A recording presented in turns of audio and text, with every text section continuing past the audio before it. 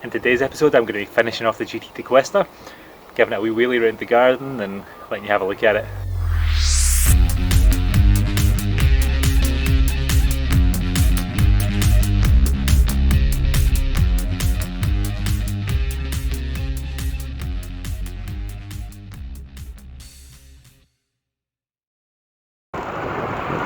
Just popped out on a lunch break to grab a bottom bracket for the Tequesta.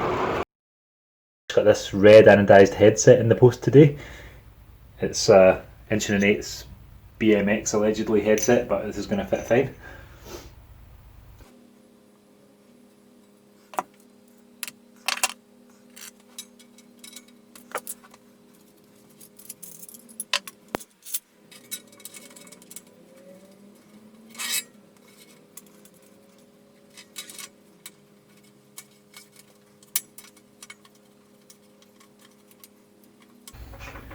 Going to have to use the extension to get it past the head tube, the top tube. That doesn't happen very often.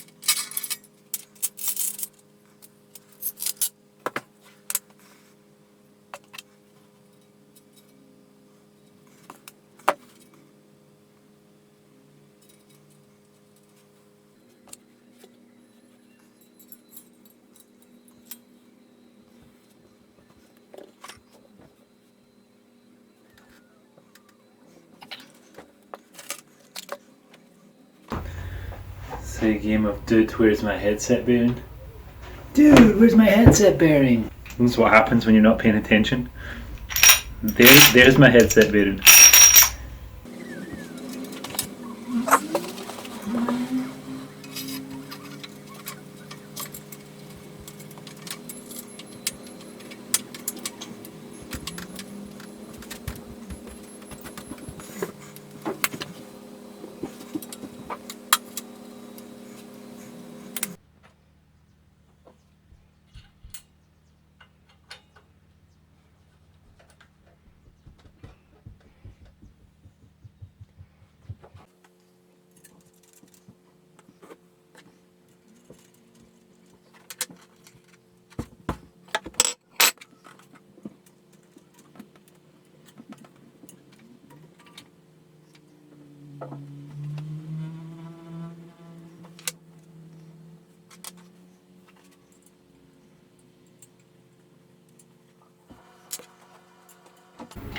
Hi, Daddy.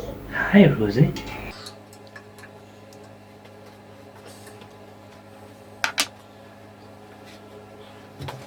You okay? Yeah. Do you want to draw? Yeah.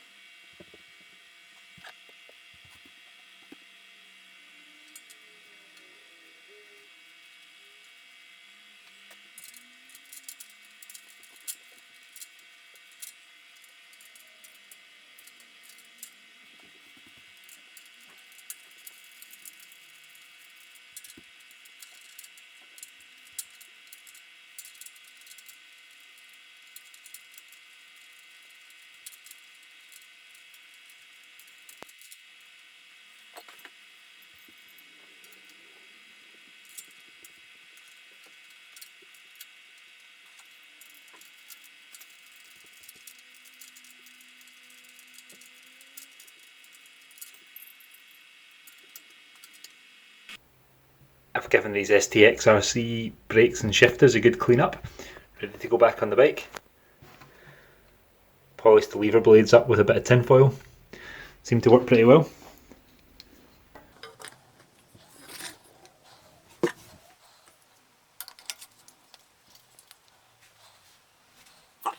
The other thing I've done is that once I stripped the frame, I sprayed it in this lacquer, which is meant for alloy wheels, and I sprayed the stem, the frame, the forks, and it seemed to make a bit of a difference to the sort of way that even in its scraped up state, it kind of looks a lot more crisp. The red colouring in the transfers has kind of come back to looking like it's a bit more vibrant rather than old, even although it is a 25-year-old bike. So yeah, it's looking pretty good for that little coat of lacquer.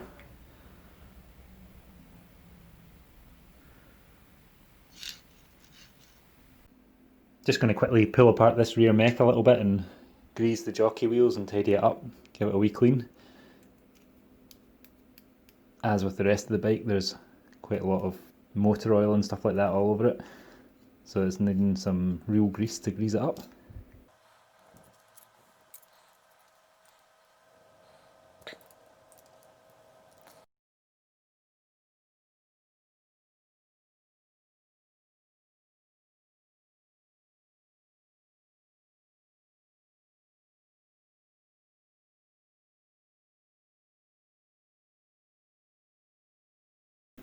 Should be able to give this a little clean up now, and it'll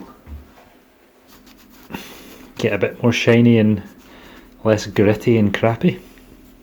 All the chain rings and sprockets and stuff, or the front chain rings and the rear cassette's all nice and clean now as well. So it makes sense to tidy this up, especially before I put a new chain on. I noticed that the resurgence in cycling in the UK seems to have made a lot of the online shops sell out of older chains, older wider chains for older wider bikes.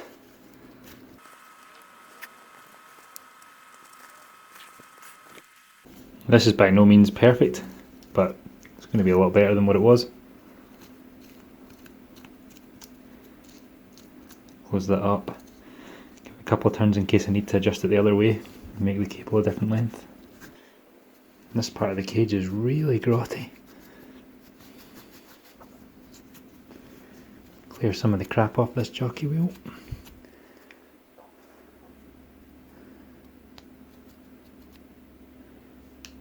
Pop some grease back in here. Better remember to clean the little shields before I pop the grease in.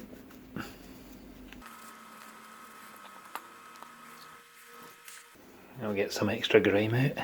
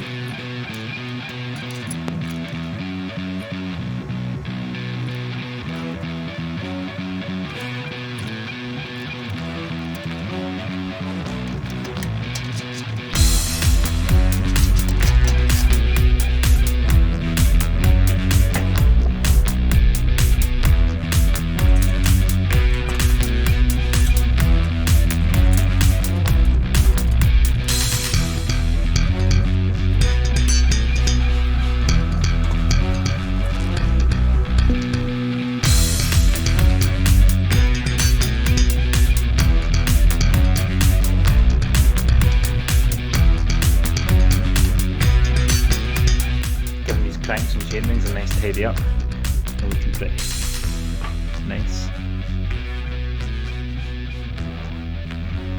Almost as good as new. Except for the 25 years in it.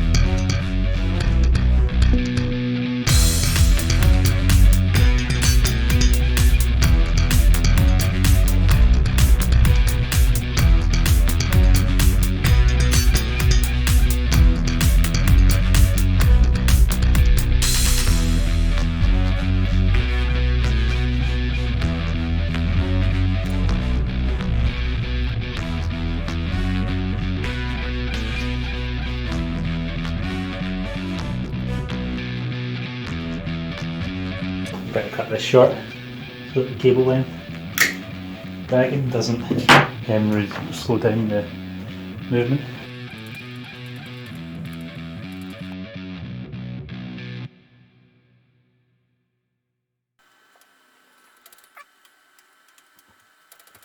That means I'm going to have to move this over a hole.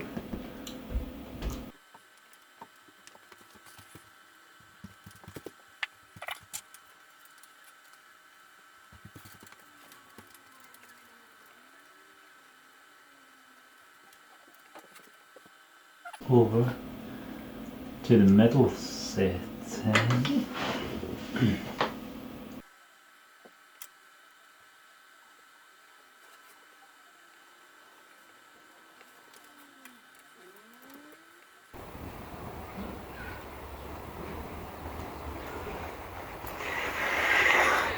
Here's the finished bike.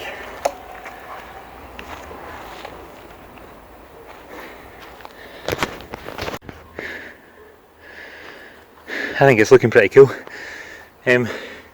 Polished up, cleaned up, ready for a ride. Haven't taken it on the trails yet, but yeah, it's going to be a sweet bike, and I think it's going to feel like the 90s riding that I used to do. It already does pretty much feel like a 90s mountain bike. Oh, I guess it is. Yeah, I've really noticed the difference between what I normally ride as a Trek Slash, and yeah. This is by no means anywhere near as stable or fast.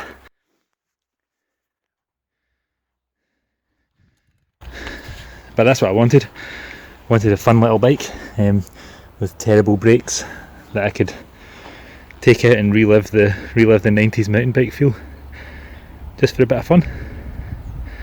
It's pretty cool.